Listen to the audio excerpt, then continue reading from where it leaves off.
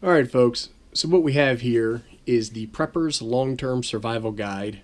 It's a book by a guy named Jim Cobb. And we're going to talk about it. We're going to walk through the book a little bit and see what's doing in there. But before we get started, I'm going to encourage everybody to go and get yourself a nice cold one.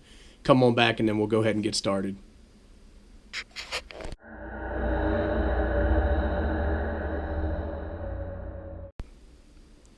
Alright, so hopefully everybody made it back, and this might look a little bit different than past videos. I'm trying out a new camera here, and we're going to see how it works. Admittedly, I'm still learning how this camera works, so looks a little fisheye lens to me, but we'll see how it goes.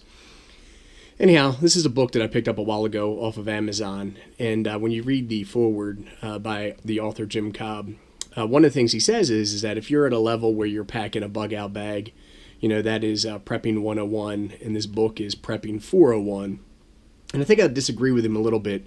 What this book does have is a pretty good comprehensive list of things that you should be considering. And there are some resources in the back of the book where he references other books or websites and stuff like that. And I think that there's some value there. But in a nutshell, this book is kind of what I would refer to as a mile wide, an inch deep. He covers a lot of topics, but he doesn't really cover any of them in depth.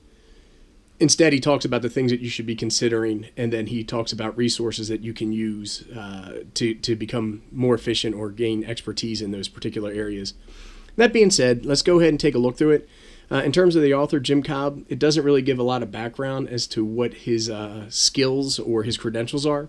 But it does say he's been a prepper for 30 years, and I didn't read anything in this book that would make me doubt that he knows what he's talking about.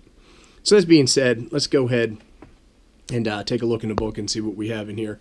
So the first thing is this chapter 1, and it talks about long-term events, and really what he does in here is he talks about the different things that might happen. Like we have a section on pandemics and economic collapse. He talks about the different events that could take place that would cause you to require long-term preps or things that long-term preps would help you through.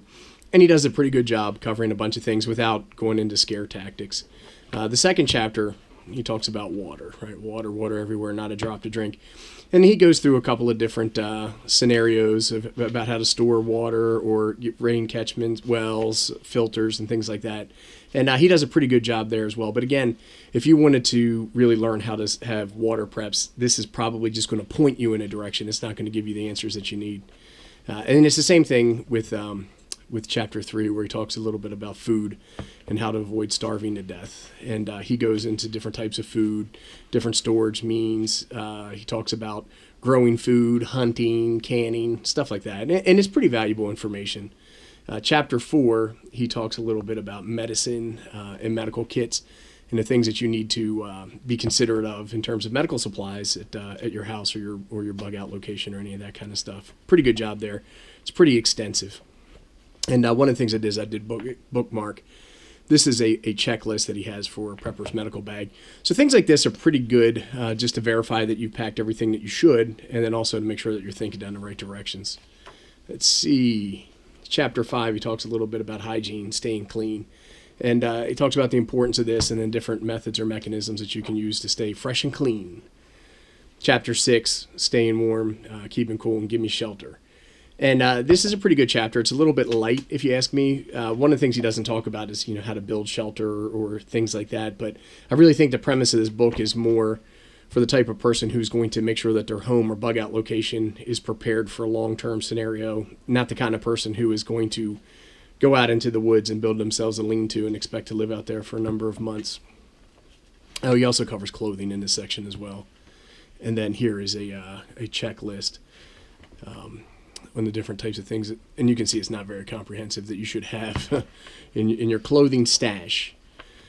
Chapter 7 is about security and defense, hardening your home. He talks a little bit about firearms. He talks about surveillance systems and things like that. So it's a pretty good chapter that a lot of people I don't think cover. And then here we go. We have tools and we talk about toys. And he covers things like flashlights, I believe generators and stuff like that.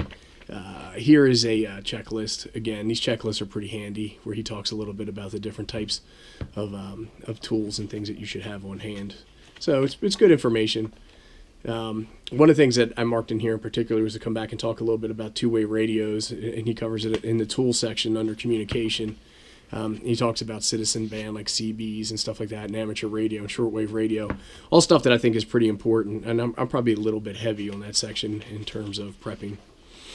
And just for the record, folks, I'm not a prepper. I am a prepping enthusiast, though. Chapter 8, he talks a little bit about surviving boredom. He talks about games and books and ways to entertain yourself when you're in a long-term scenario. Not a very valuable chapter, but maybe it's one of those kind of things that keep you from going crazy and killing each other. Chapter 10, he talks a little bit about barter and trade. And this is a pretty good chapter because I think that it's important to realize that you're not going to have everything you need, and there will be times where you're going to have to make a deal with somebody. And here he talks a little bit about top 10 barter items. First thing is alcohol, booze. Second is tobacco. And I got to tell you here, a few years ago, when we had like 3 feet of snow come out of nowhere, we knew it was coming, right? And one of the things I did is I went to the store and I bought a bunch of beer and I bought a bunch of cigarettes. And I don't even smoke cigarettes, but I did buy them because I traded some cigarettes to borrow one of my buddy's snowblowers. So that worked out for me. Chapter 11, community survival planning. It takes a village. And I think this is important. This is where he talks a little bit about prepper groups and people in your neighborhood and just anybody that you are planning on spending time with in a grid down or survival or a prepping long-term pandemic SHTF scenario. This kind of covers some of that, which is pretty good information as well. Chapter 12, some final thoughts and the end of the sermon. Yeah, I don't really know if it's a really good chapter or not. I have a few more bookmarks in here that I did want to cover. Beyond bugging out checklists. He does go through some stuff around food preservation checklists here, and he covers a bunch of different checklists. So here you can see food prep, water, security, hygiene. And I think that this is probably some of the more valuable pieces of the book where you can go through these and just see how your preps match up to these lists. And then at the end, he has a recommended reading. He's got some books listed here, and I think that there's some websites and stuff too. So anyhow, that's it. I don't think that this is an advanced book on prepping. I do think it is a pretty comprehensive list of things that you should be thinking about. But if you're looking for a book that's going to tell you how to make sure that you and your family are protected in a long-term survival situation, this book is not going to cover it. It's just going to get you walking in the right direction. Anyhow, that's it, folks. Thanks, everybody.